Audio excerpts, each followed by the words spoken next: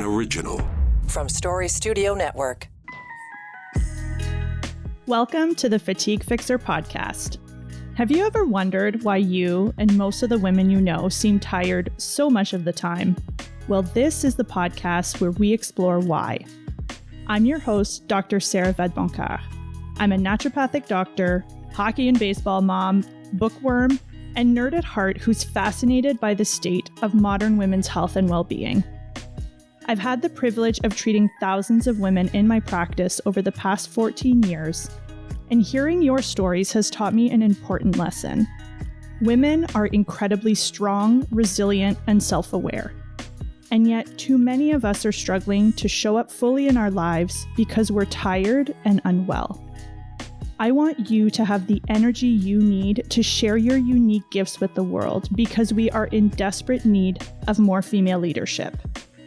So join me for conversations that will help you feel less alone, more informed about all the things that might be draining your energy, and inspired to fix your fatigue and wake up every morning feeling rested and excited for the day ahead. I can't wait to share today's episode with you. So let's get into it.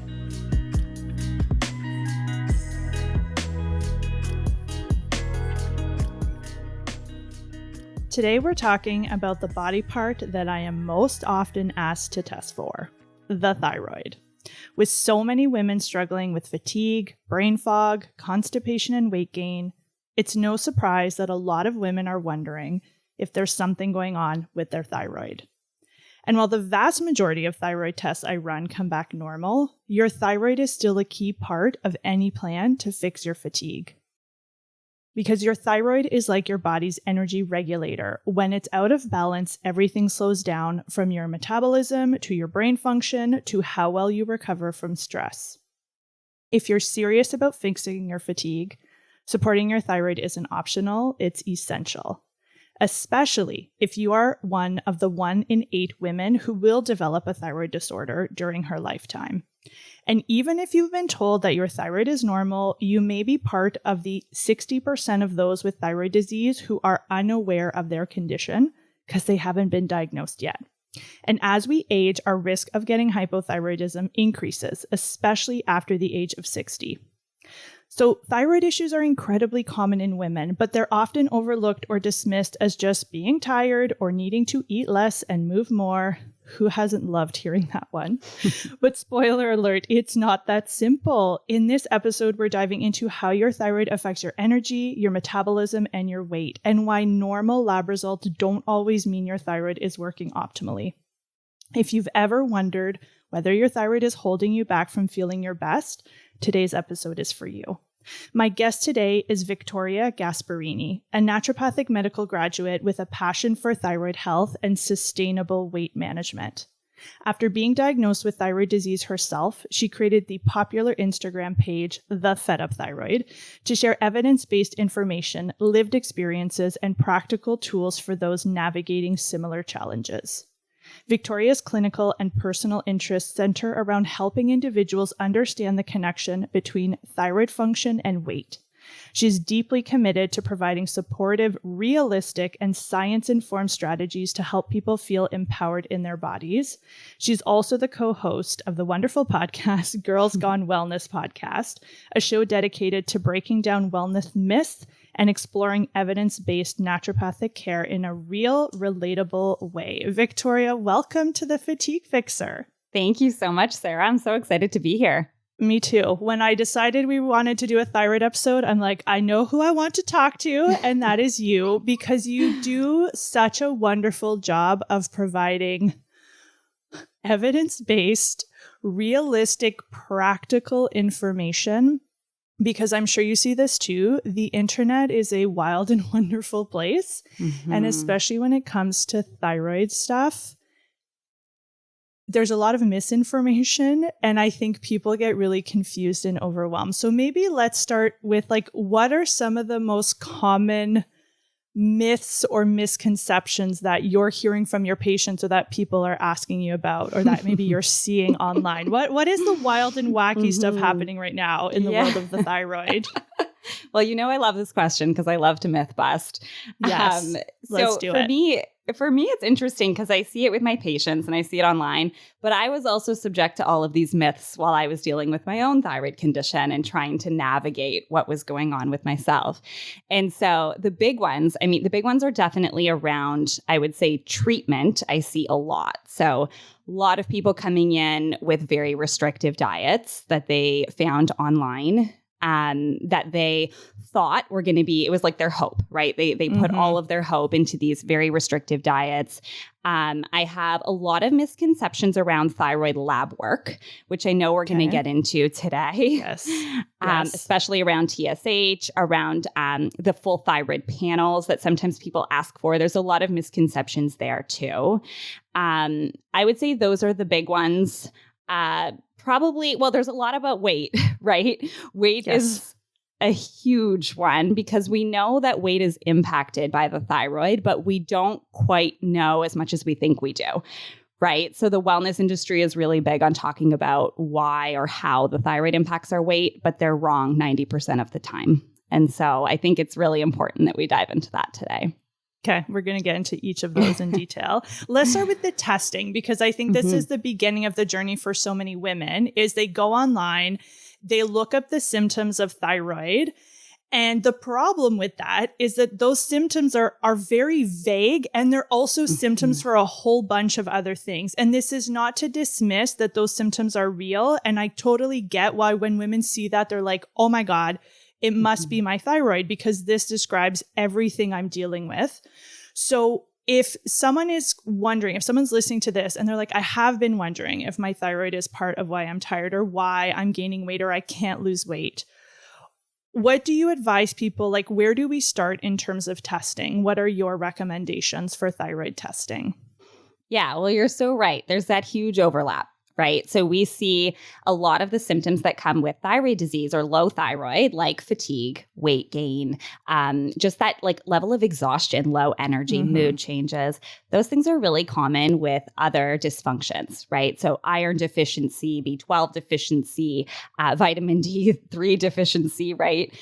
Perimenopause, hormonal changes, all of the things, right? 100%. And sometimes they're in conjunction with each other, right? A lot of times, actually. So perimenopause is a big one, or iron deficiency is super common in hypothyroidism.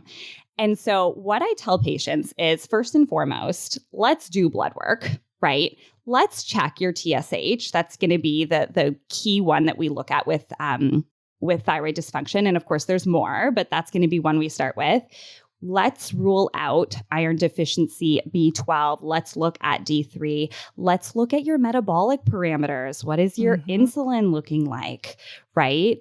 Though that's something that gets missed a lot as well, especially in just conventional, the conventional approach, I would say, right? Yeah, I would add inflammation to that list too.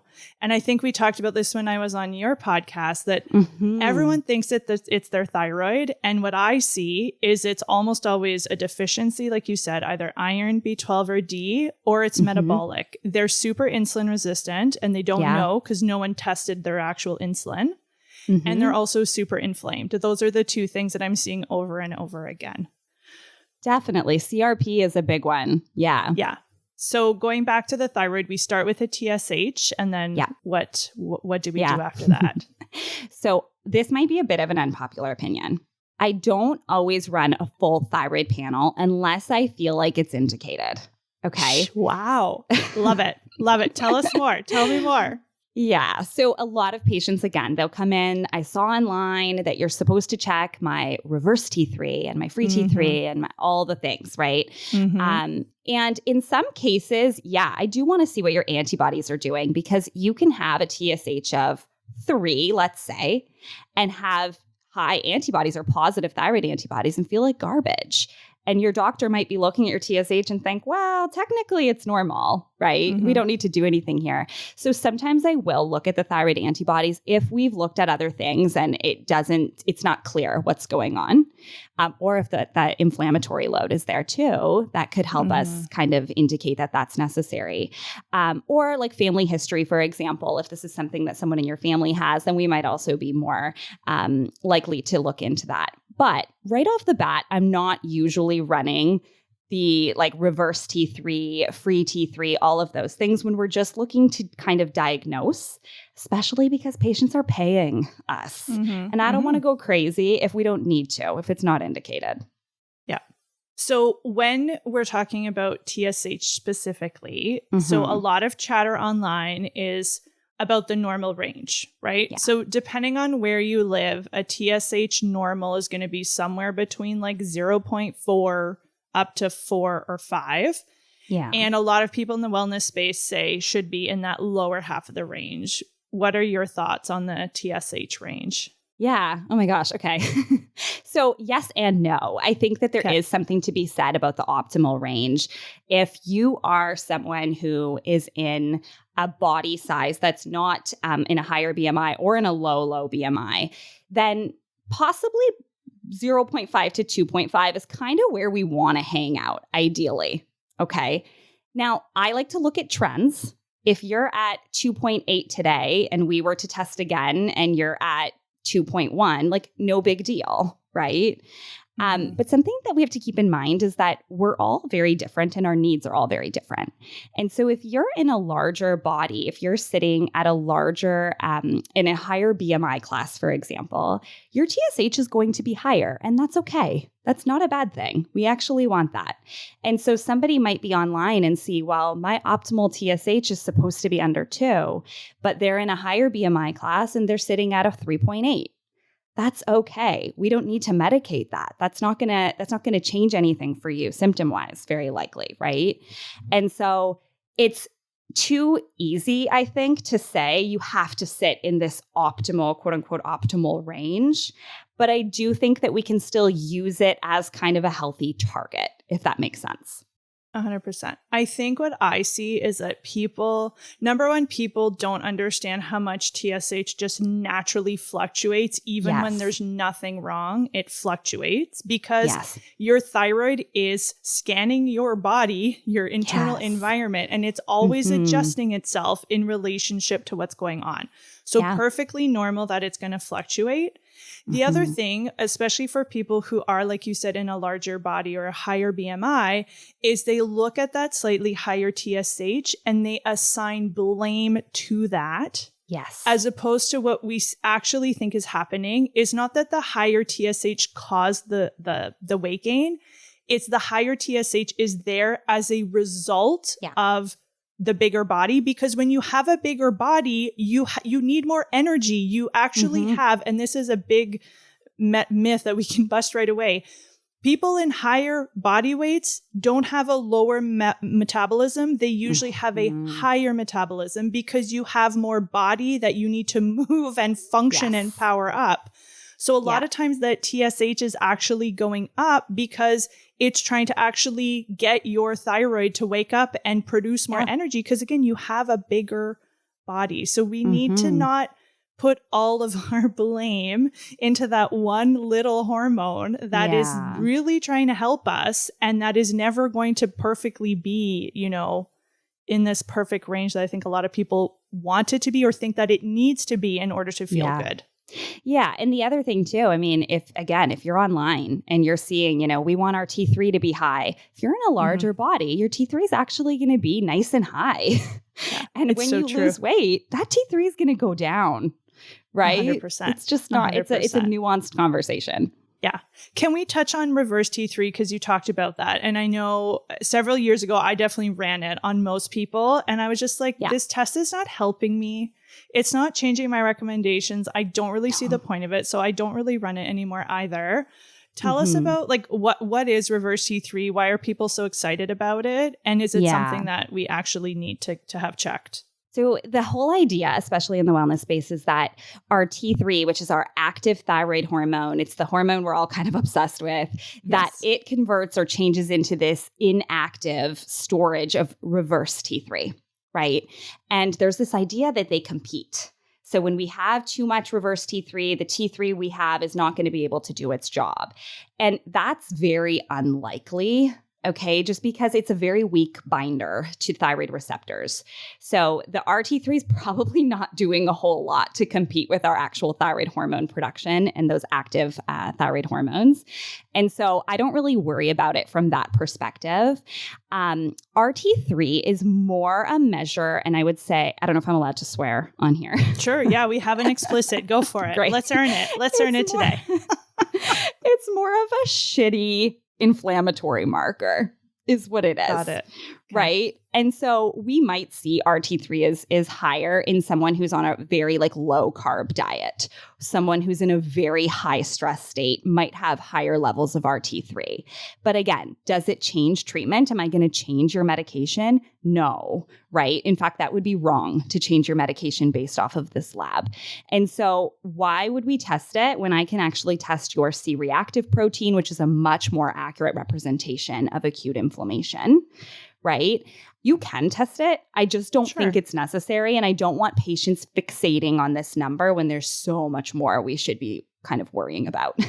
And I think at the end of the day, most people want the reverse T3 because it's telling them something, like you said, about inflammation or stress. And to me, whether or not your reverse T3 is high or normal, stress needs to be stress management needs to be a key part of your health plan, especially if you're dealing with a thyroid disorder. Mm-hmm. I know you told me kind of offline before we started this, you're in a very high stress part of your life. You're literally at the tail end of your 4-year, very long, very grueling, very expensive naturopathic degree. So stress is high, I assume. Yes. What do people need to understand about stress and the impact that it has on the thyroid? And specifically, how does that impact what's happening with our energy and our weight? Yeah, for sure. So stress is a fun one because everybody is dealing with stress on some level. But right? they're in denial. Do you see? Everyone is in denial. I've decided I'm not asking people if they're stressed because they all tell me they're not. And I'm like, well, your body's crying right now. So I think you are stressed. I'm going to start asking how much time in your day do you spend rushing? Yeah. Because if you spend your day rushing, you are under stress. So we need to think about it differently. Sorry, carry on. Everyone is stressed. I agree. Yes, everyone is stressed. And so when I talk to patients about this, I'm usually asking what does your day-to-day look like? Because then we can tell what's kind of going on. How are you sleeping? All of those things, right? But stress, especially when we're looking at Hashimoto's, right? So Hashimoto's is the number one cause in North America of hypothyroidism. It's an autoimmune condition. And we know that stress impacts a body's ability to kind of regulate that proper immune response, right? And so we do see an impact there. I always tell patients if stress didn't cause, because we don't know that stress causes thyroid disease, but it certainly makes it worse, right? We can kind of confirm that. And a big thing is the bubble bath is not enough. No. Right. Neither is the spa day that you do every 6 months with your girlfriends. That's not going to cut it. It's not. Or the vacation where you're on call and you're still checking your emails. Right. Or you're running around your children, which also I'm it's just parenting in a different location. It's not a vacation. Let's be real. Yes, let's be real. Exactly. So I think it's really centered around the pillars of health. Right. And so asking yourself, first of all, are we getting more than 7 hours of sleep at night? Because less than 7 hours is you're sleep deprived, right? And you can't function optimally if you're sleep deprived. The other thing is, what are your relationships looking like? What are your connections looking like? Sometimes when we have thyroid disease and we're really exhausted all the time and our mood is low and our libido is out the window, our relationships are struggling. And that's a pillar of your health, and that's going to impact your stress, right? How are we eating and nourishing ourselves? And not so much even just how, but are we? Are we nourishing ourselves? Are we eating breakfast, a good protein-rich breakfast? Are we drinking alcohol to take the edge off? All of these things impact our stress way more than your bubble bath can handle, right? Yeah. Yes. And I would say all of those things are infinitely more powerful in terms of how you feel, whether that's your energy, your mood, your weight, your metabolism.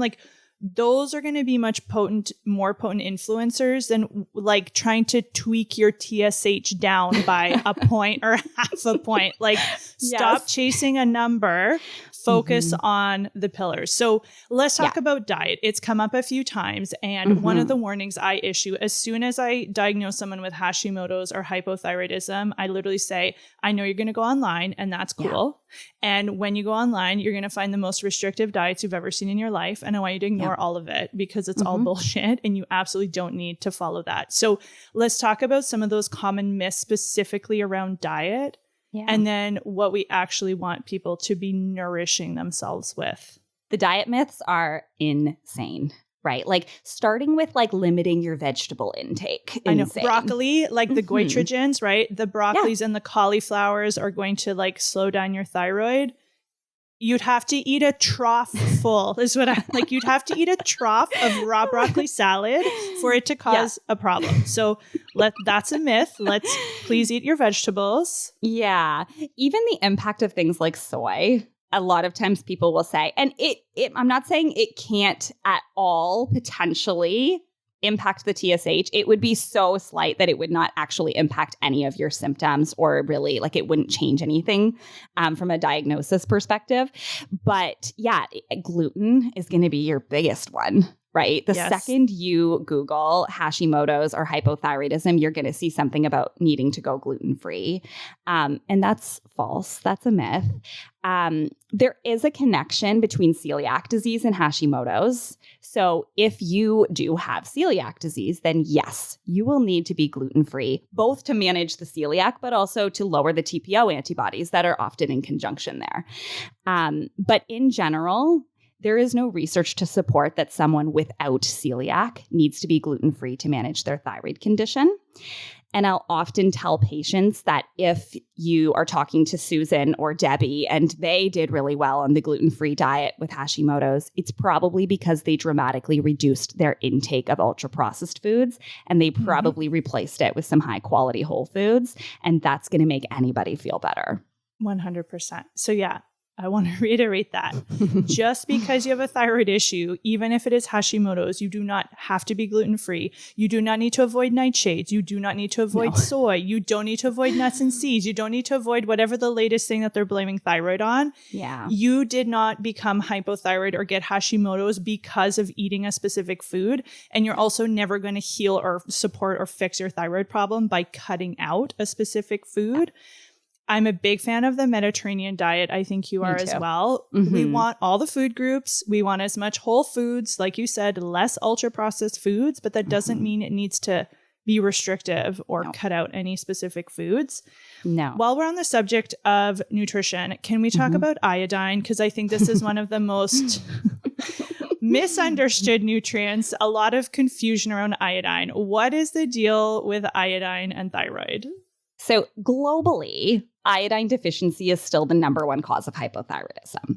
But, and I hope that you don't get attacked by this because I get attacked every time I say this on Instagram. You are not iodine deficient in North America. Hooray. No, okay. And if you got blood work done or you did a urine test or a hair analysis test that told you are, please know that those are not accurate ways to test iodine. We do not have an accurate way to test it. Okay. Yes. On a personal level, right? Right. Yeah. And so no, you are not iodine deficient. Now, iodine is a building block to creating thyroid hormones. So, of course, on paper, we assume that if we were to give ourselves the building blocks for thyroid hormones, that we would be supporting our thyroid gland. Okay. That is not true because Hashimoto's disease, which is the number one cause in North America of hypothyroidism, you have an unhealthy thyroid gland. And because it's being attacked, right? Yes. It's not because you don't have the building blocks. It's because your immune system is saying thyroid bad and it's causing damage. Exactly, right? And so throwing a bunch of bricks, iodine, at the thyroid, but not having any builders in place to kind of help you out because of the environment that we're working with is not going to help you to make thyroid hormone. In fact, we're seeing that it potentially is increasing that autoimmune state. So it's actually working against us. And I don't know why people are so upset about this. I think people have really latched on to this idea that iodine is the cure, and it's not. And for people who are wondering, like, where does iodine come from? Like, where would I get that?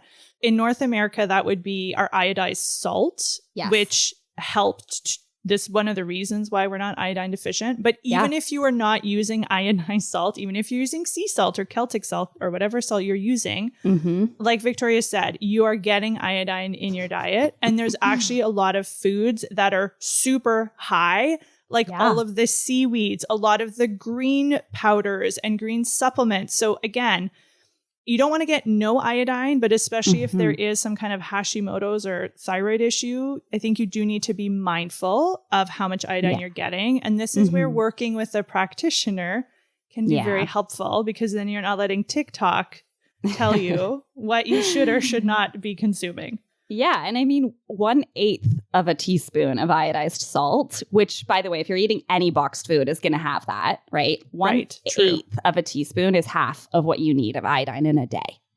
So you're getting your iodine. You're good. You're good. Okay. Awesome. I really wanted to touch on that. Can we switch gears a little bit and chat about the metabolic piece? Because again, I think one of the places where we assign a lot of blame, the poor thyroid gets blamed for a lot. One of the places we assign a lot of blame is around kind of metabolic function and weight gain. And we do know that your thyroid does impact your metabolism. So it's not incorrect that if you have been diagnosed with hypothyroidism, it does affect your metabolism. Our best estimations is that it's probably slowing down your resting metabolic rate by somewhere between 100 and 200 calories. Now, if you had peanut butter at breakfast, that's literally 1 to 2 tablespoons of peanut butter. So it's not nothing, but it's also not a dramatic change. And the resting metabolic rate it's a big part of your metabolic function. But there are the other parts you can add on through exercise and movement.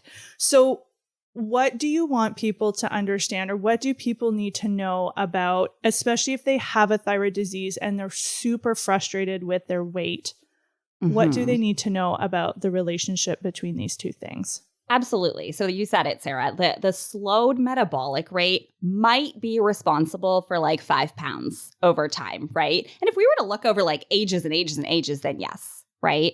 But it's not the reason that you gained 20 plus pounds with hypothyroidism, right? There are so many other factors, and that's just one of them. So we don't forget about that one, because again, still 200 calories, let's say, per day, 100 to 200, right?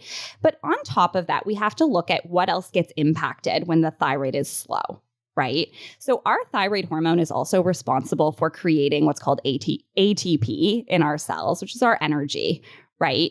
So we see with hypothyroidism a lot of fatigue, low mood, low energy. And if you are fatigued, you are not going to find it easy to lose weight, right? Because if you're tired, you're going to be staying in bed longer, right? Your mood is going to go down. Like I said earlier, your relationships start to struggle. You're probably not hitting the same step count that you used to hit. You're now looking for convenient food options because you're too freaking exhausted to go grocery shopping and cook for your whole family every single day, right? And so these little factors together, right? Let's say that we're now eating 200, 300 calories more because we're buying more convenient foods, which tend to be more hyperpalatable. They tend to be less satiating. So often it means that we're eating maybe some more snacking at night. And it could be very minuscule, 200, 300 calories. But then we have the 200 calories of the metabolism that's changed. And then we have the fact that we're not moving as much, right? Because we're so freaking tired. Now we're looking at like 500, 600 calories a day. That's a pound a week, right? And so, yes, your thyroid we can look at as one of the reasons why weight can be a bit of a struggle, but it's because of all of the other factors that come with having hypothyroidism that aren't necessarily going to be fixed just by adjusting your dose of thyroid medication. I think this is so similar to what I see for women in perimenopause, is that we love to blame our hormones on the weight gain. And what is actually happening is your hormones and, or in this case, your thyroid, make you feel like shit. And when you feel like shit, it's harder to do all the things you just said. And that over time, and again, it doesn't take much. And people often don't realize that they're taking 2,000 or 3,000 fewer steps. You don't notice that unless you're tracking. They don't realize they're eating 300-400 extra calories because it's shockingly easy to eat 300 or 400 calories, even if it's super healthy food. Like, it's, again, I love me some peanut butter. Like, there are very healthy calorie dense foods that you could easily be eating more of. And all of this does add up over time.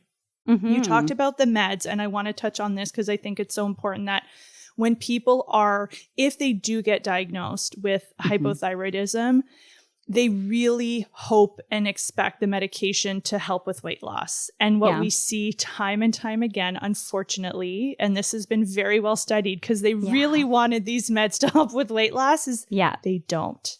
No. But they can help you feel better, right? And I think that's what we need to think about. A medication, if that gives you some energy back and helps you sleep and feel better, that is going to help a lot of the factors that we just talked about. But the meds themselves, don't try to like get more meds thinking it's going to help you lose weight. It's not going to work.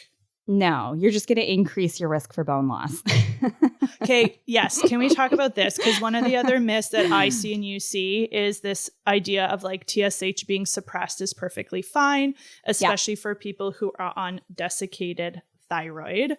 So again, a normal TSH is somewhere between 0.35 to 0.4 all the way to 5. And what some people do intentionally or unintentionally is that they take so much medication that their TSH becomes low. And again, a lot of, I'm going to call them advocates in the thyroid space who have no medical training, but that a lot of people follow because again, they're just trying to figure things out. And I get that. They almost like advocate for a low or suppressed TSH. Why is that such a problem? And I mean, hey, I was that person, right? And I used to think, especially on desiccated thyroid, there's a myth that it's normal. It's expected to be in a suppressed TSH if you're on this medication. And it's not. You are over medicated if your TSH is kind of below that 0.3-ish place. Right? A lot of people online will say, oh, I feel better at this dose. I would challenge that. Suppressing your TSH increases your risk over time for bone loss and for arrhythmias and for different cardiovascular concerns. And it's actually very concerning. And I wish that I could tell you that it's all worth it because you're going to drop weight and you're going to feel fantastic, but that's not even true. Right? So we're just putting you at a higher risk because you saw online that somebody tends to feel better at 0.2. And it's just not true and it's not safe. And honestly, Sarah, I see it with so many patients that they are being overdosed with thyroid medication with the goal of weight loss. It's awful because it's just not the case. And would you, because I see these patients too, and they're very tricky to manage because they really like, you try to drop their dose down and they have some kind of reaction right away. So how do you like manage those patients? Like, is that usually a sign that there's something else probably going on that maybe hasn't been looked at? Like, how do we support those patients who literally are convinced that they do feel better when their TSH is super low? I mean, I try to tell my patients that, first of all, inducing another disease state is not healthy, right? We're now inducing hyperthyroidism. And eventually osteoporosis, which is going to make the last 20 years of your life a nightmare. So you don't want that. Absolutely, right? We want a healthy level in order to indicate like healthy metabolism and healthy changes, right? And so trying to get between that 0.5 to let's say 2.5-ish, let's kind of hang around there, is going to be important for patients. If you are, so when you first medicate yourself, especially the first time that you go into that low dose, sometimes you see water weight loss. And so patients will think, oh no, like I lost weight when I did this. And now if I keep adjusting this dose, I'm going to lose more. And that's also something we have to address because that's not true either. You're going to lose the initial water weight, but you're not going to lose fat. The fat loss that may come from medicating higher is because you now feel a little bit better. Like when we normalize the thyroid, you're feeling a bit better. And so now you're moving more and you're doing all the things we were talking about earlier, right? But suppressing your TSH, and I don't want to dismiss people's feelings, but this is also in my own experience. It's a lot of like, well, I saw that it works online. And so a little bit of like, I don't want to say the placebo effect, but a little bit like possibly. Expectation. Yeah. Positive right? Expectations. Yeah. Yeah. So if we were going to create like a prescription, now that you will be able to do, well, you're doing it as a student, but you'll be able to do it as a naturopathic doctor very shortly, which is very exciting.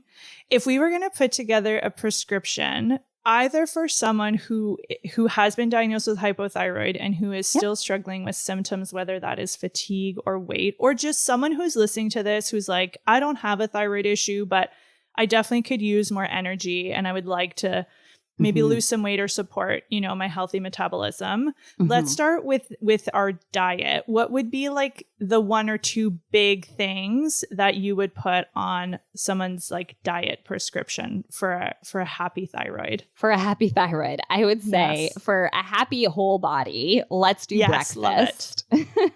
Okay. I'm glad you talked about that because I wrote that. I know you are team breakfast, as am I. Why are you on team breakfast? Why do women want to think about putting breakfast back in if they've chopped it out? Yeah. A lot of people have chopped out breakfast because they think it's going to help them lose weight, which it's not, because we know that when you don't eat breakfast, you're going to eat more later in the day. And usually it's the hyperpalatable, higher calorie stuff 100%. That we're opting for. Right? A lot of people skip breakfast because they're on the run and they're literally rolling out of bed, throwing their hair up and running out the door and maybe grabbing going back to coffee. Going back to the rushing. If that's your morning, you're starting your morning in a highly stressed state. Yes, right. And so to me, if you give yourself time in the morning, it's not just about eating. It's about giving yourself the time in the morning to make breakfast and to sit and to actually enjoy your food. You're setting yourself up from the perspective of I'm safe. I'm good. My nervous system is safe here. And that carries through your day, right? So to me, that's the number one reason why we should be eating breakfast. The second reason is because it's a really great opportunity to get your protein in, which is the second part of the diet prescription that I like to give. If we can kind of front load that 30, 40 maybe grams of protein in the morning, we leave some room for a little bit of the, oh my gosh, I didn't pack the perfect lunch, but I'm going to still get this today because we did so well in the morning. And so I do like people setting themselves up for success. And the best way to do that is by starting with breakfast. I want to just reiterate what you said because I think it's so important that it's not even so much about the act of getting food into your stomach. It's that you are carving out time to sit and eat. And that tells your brain that you are safe. Yeah. When you jump out of bed with the alarm, you are rushing, like you said, to get out the door or to get sit at your desk 15 minutes after you woke up. Your brain does not feel safe. And again, your thyroid is in constant communication with your brain and all the other stuff going on. So when your thyroid sees, holy shit, I didn't eat breakfast, the world is on fire, this girl never slows down. What your brain and your thyroid think is when the world is scary and I am stressed, if I want to survive, what I need to do is conserve energy. Yep. And how do I conserve energy?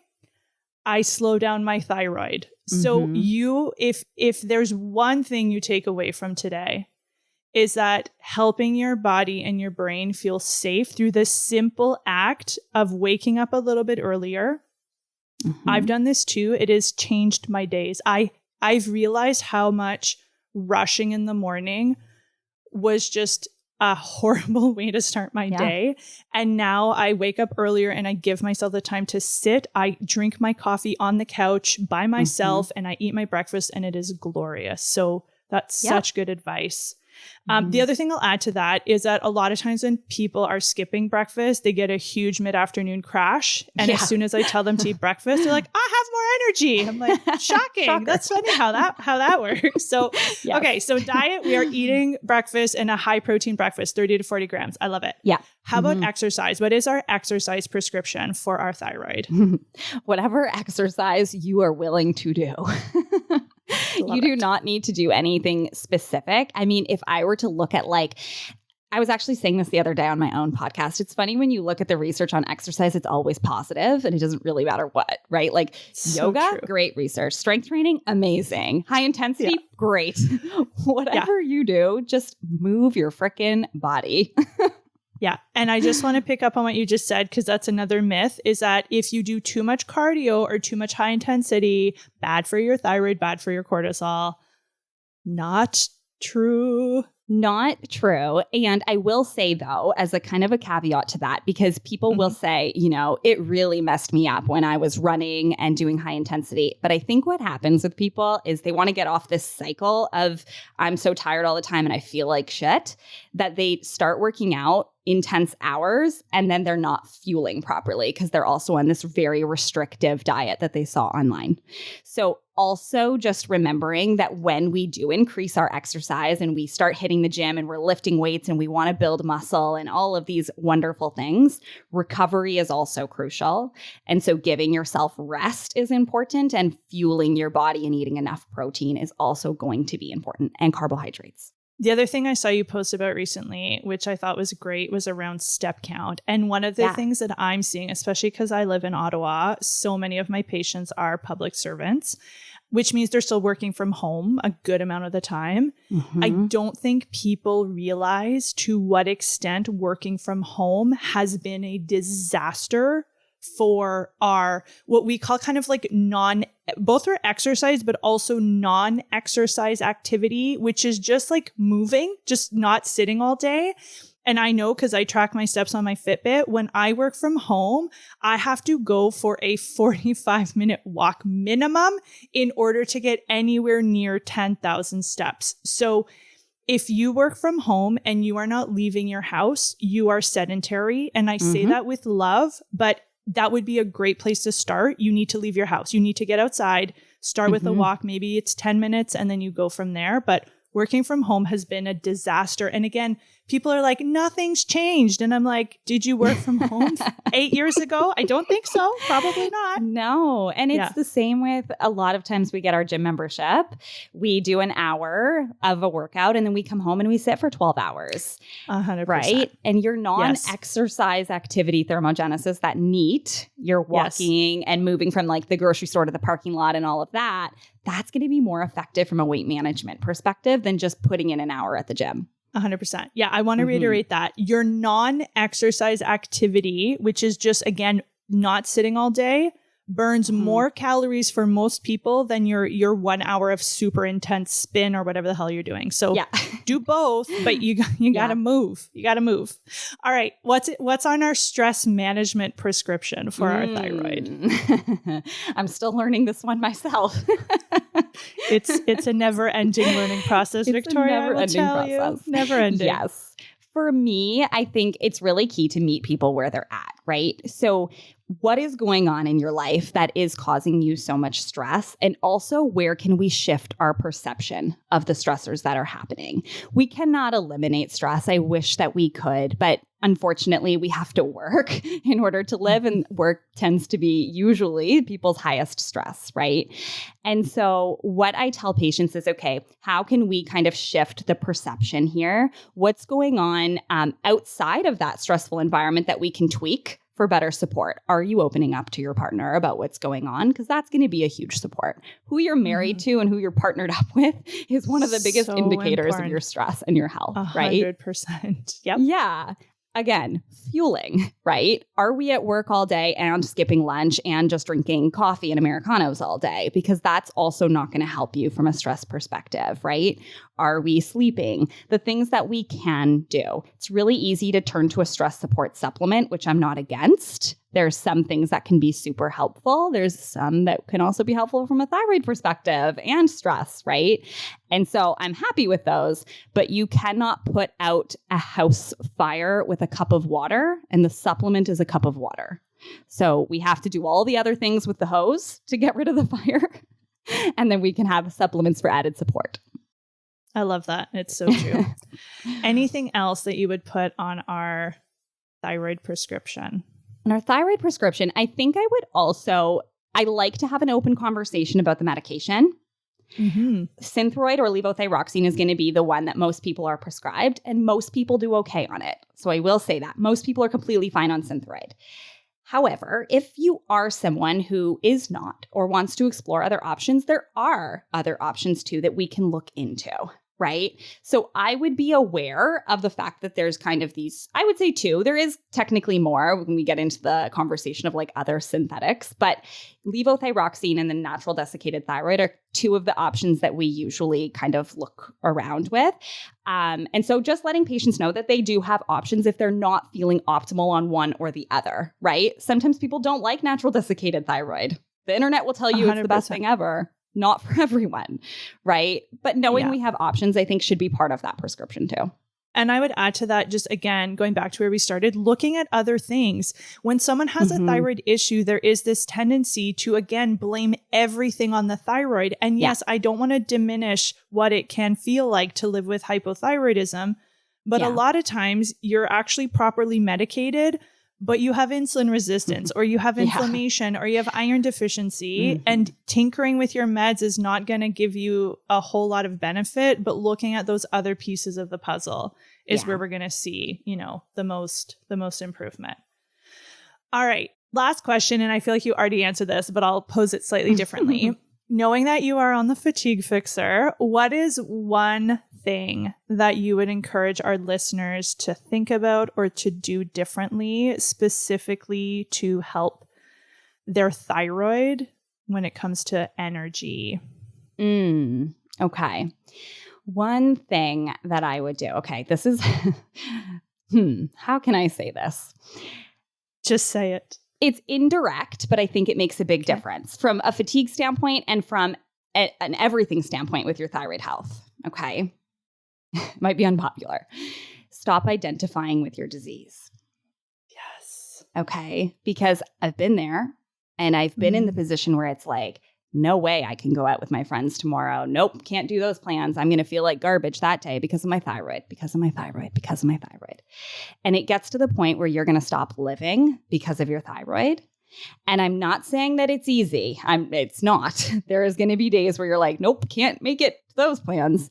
But don't identify with it. You are not thyroid disease. You are dealing with a thyroid condition. And over time, we're putting in these supports. You are going to start feeling better. So don't get so stuck on this state. Let yourself feel better is going to be my advice. Again, it might be unpopular, but I've been here. So from my own experience, that's what I would say to people. I think the people who follow me love a little tough love every once in a while. So I'm really glad that was your answer. It's a very important answer. And yeah, it might not be great to hear it, but I think a lot of people are going to benefit from hearing that. So thank you. Thank you for saying that.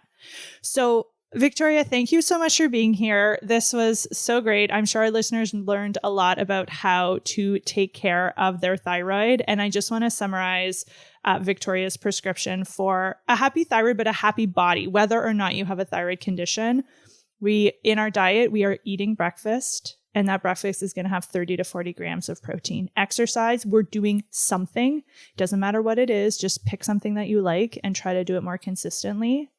And then with stress, really looking at where your stress is coming from and looking at where your supports are, right? Who can you be more open with? Who can you ask for help with? Yeah. And then, just not identifying as your condition, but as someone who has a condition. And again, seeking the help you need, right? That's why I think what you're doing, Victoria, is so powerful, is that a lot of patients are not getting, number one, they don't have the time for these conversations with their family doctor. A lot of times, even their endocrinologist may not be giving them, the support they need. So don't be afraid to expand your healthcare team and include someone like a naturopathic doctor who can help with these other pieces of the puzzle. Because we all know, and if you have a thyroid condition, you know this better than anyone, taking a medication is not ever going to be the only thing that's going to help you feel better. There's so much to it. Your thyroid might be small, but it has a massive impact on your energy, your metabolism, and your overall well-being. Whether your labs are normal or you're already managing a thyroid condition, understanding how to truly support your thyroid is key to fixing your fatigue, improving your hormone health, and feeling like yourself again. If today's episode sparked some questions or aha moments, I want you to be sure to check out The Missing Piece, which is my new and updated lab guide to tell you which tests can help you give you answers. And if you were trying to scribble down some of those numbers when you were talking about TSH, they are all written down in the guide. So don't you worry, I will link to that in the bottom of the show notes. And as always, if you love this episode, please be sure to share it with a friend who needs to hear this. And we will be sure to link to all of Victoria's Instagram so that you can connect with her. Definitely go check out her account for all good things thyroid.